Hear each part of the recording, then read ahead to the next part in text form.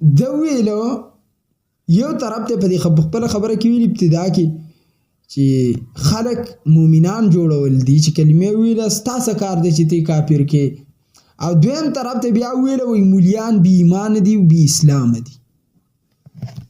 لکه دا کم خلک چې ګورئ زه د دې تاسو نه منع کوم، ګورئ خو لږ د عقل په نظر یې ګورئ چې دا شی څه وایي، خوان او ګپ د پاره ګورئ. یا دا اورئ د دنه خو ښه چې تاسو ګل چاهت ته وایي چې ته کښېنه او موږ ته تشریح کوه، د دینا به ته ښه تشریح وکړي. دا یو منټ مخکې یو خبره کوي، بیا یو منټ وروسته یېرئ چې د یو سړي د حافظې دا حال یا بخاري رحمت الله علیه ته چې تاسو خپې اړولې یا داسې انسانو چې هغه به په لاره کې یو راوي ولیده چې وړي امتیاز به کول، یا به ویل دا خپل امتیاز د لارې نه غاړې ته کولی نه شي، دا به د پیغمبر حدیث څه غاړې ته ویسي، د پیغمبر حدیث به څه محفوظ کړي. د بخاري شان داو تاسو چې په اعتراض کړل اصل وجه دا ده، اصل وجه دقه ده چې تاسو خپل حافظې کار نه کوي، پته نه لګي چې څه عملونه شروع کړل. زما زبان هر چاته معلوم دی، که زه باغ زبان کې رالم ان شاء الله بیا به ته پته ورچشني. نو دی وجه نه ته وایم چې کم انسان هم ګوري موږ یې نه منع کوو، زمونږ کار څه دی چې تا منع کوو. یو زګین کې ما خلک دیو 2 روپۍ راوالي جیب مولیانو باندې اثباتي دا د جنت ټیکهدار دی، خود د جنت ټیکهدار دی. ته ما ته خو د پیغمبر د الفاظو نه میلاو شوي دی چې الله جل جلاله دته مقام ورکړل او مقام ټیکهدار ته ورکولی کېږي، الله جل جلاله ورکړل. یشفع شفاعت یوم القیامت ثلاثه الانبیاء ثم العلماء ثم الشهداء. 3 قسمه خلکو ته شفاعت مقام میلاو دی په قیامت کې. نبی پاغي خو ته اعتراض نشي کولی ځکه دا خلک د خوله ماتي، عالم پاغي باندې اعتراض ځکه کې چې په دې وخت کې اصلي ملحدین چې په مسلمانانو کې کم دي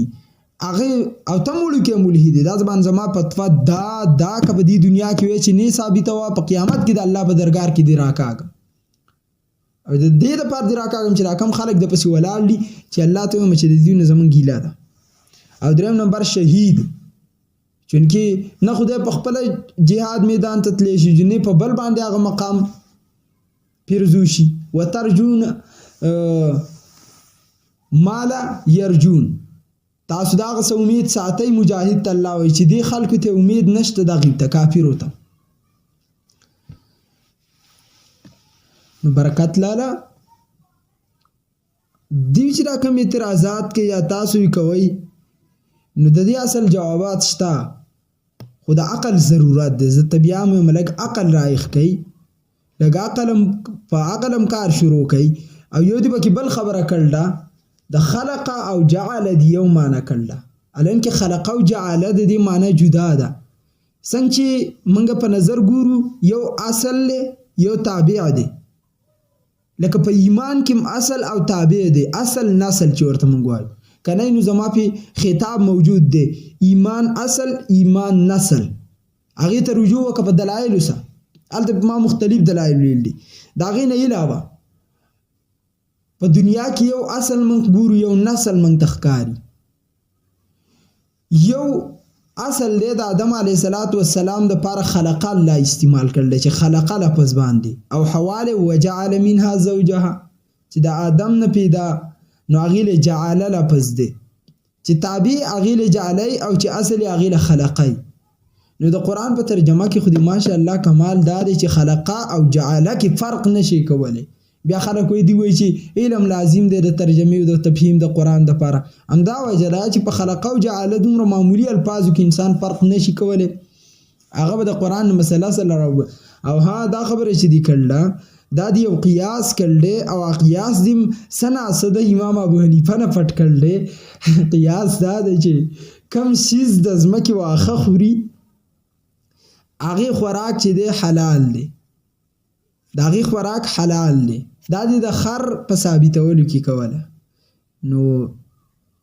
زنګلی خر او واخه نه خوري ایستا دومره عقل نه رايخيږي. او ها دا کورنۍ خر ولی دا واخه نه خوري، کستانه زبې ته وخم چې واخه خوري شکون واخه نه خوري. تخواره خبره دا کې قیاس خو ته زمون زمنه نه کنو، بیا خو دین ټول تا منو دو کنه ته چې کم زګین کې زما د زله خوخه هلته به زه قیاس کوم کم کې مې نه خوخه هلته میږی چې دی هم واخه خوري کني منې زه ته خوښم راشه بسم الله میږي هم واخه په خوله کې اغستې دا خوان نه وړي دا خوري سله وړي چا ترتي کوي خوراک لوړي وس فتوا ورکړي چې میږي خوراکم حلال دی خپل قیاس چې کله کې کنه غي تلګ سوچ کوه دغه شانتي ځنګلي انسانان هغه مو واخه خوري دغه په باره کې د څه فتوا ده چې حلال دی که نه دی مې اخو واخه نه خوري مونږ خو چېرته مې په وښو نه دی لیدلی حلال دی که نه دی او که چېرته مونږ یو داسې مار وینو چې هغه واخه خوري د هغې خوراک به حلال وي که به نه وي زب څه ورته وایي سمساره ورته مونږ وایو مونږ ورته دلته سمساره وایو د هغې خوراک حلال دی که نه دی هغه هم واخه خوري که تا نه یې لیدلی مونږ به یې ته وښایو ډېر داسې ځناور شته چې هغه واخه خوري حلال ورته ته نه وایې که نو ته بیا یو قپ وکړه بیا به یې وروسته مونږ خورو داسې به نه وي دلته زمونږ یو ملا په تور کړي وي چې دا حلالو زناورو امتیازي د کوم زناور غوښه چې خوړل کېږي امتیازي پاکې دي نو یو حاجي صاحب ورته پاڅېدلی چې مولوي صاحب یو ګوټ به تیته کې بیا به زست کړم اول به تیته قبه کې حلالې وې بیا به وروسته پې مونږ ورځو او ها دا یو اعتراض دی پکې چې په مونږ باندې د خصوصا چې دې ته په خطاباتو باندې پیسې میلاویږي صاحب مونږه الحمدلله ثم الحمدلله بیا مو وایو بیا مو وایو ښه په غیرات یې وایو د معتقد نه هدیه صرف پاله د معتقد نه چې د کوم سړي مینه محبت بس عام ګورم چې معتقدي چې معتقد نه یې که نه او ستا غوندې کې شی ته خو لا د پیسې د رشوت غم وړی په مخ یې ورته بېرته نه وړو مخ ته هم نه ګورو څنګه چې نبي علیه السلام د خپل معتقد ابوبکر رضی الله جیب خپل ګڼلی او داسې موږ د خپل معتقد جیب خپل ګڼو د دې نه علاوه ما مخکې ویلي اوس هم ویم چې کوم انسان مړی کوي هغه الونه نه وایي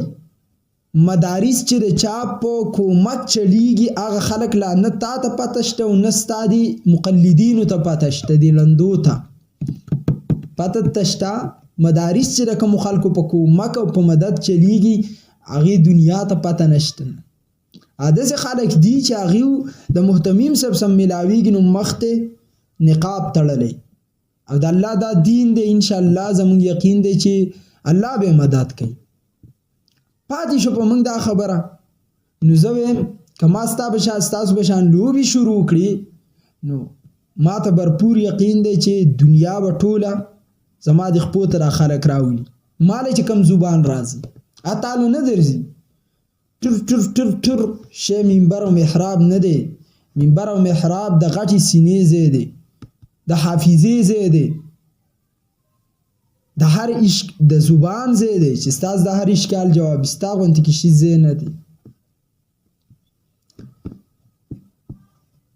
نو که ما دنیا په دې ګټلې او موږ پې اخیستی په خطابت چې کوم خلک وایي نو زه د الیاس ګومن شاګرد یم ما صرف په یو زګین کې د نن نه پورې په خطابت باندې راله پیسې چا راکړل دي بارایي کس عوام هم چې کتلی وي الحمدلله ثم الحمدلله الراز به زما د مرګ نه بعد راوځي دا رازونه په زندګۍ دی الله جل جلاله نه راوباسي خو زه درته ویم چې که چېرته ته به د خپله پروپیګنډا کې دروغ یې نو چې څنګه د سعد رضی الله تعالی عنه څه بغض حسد کینه شوي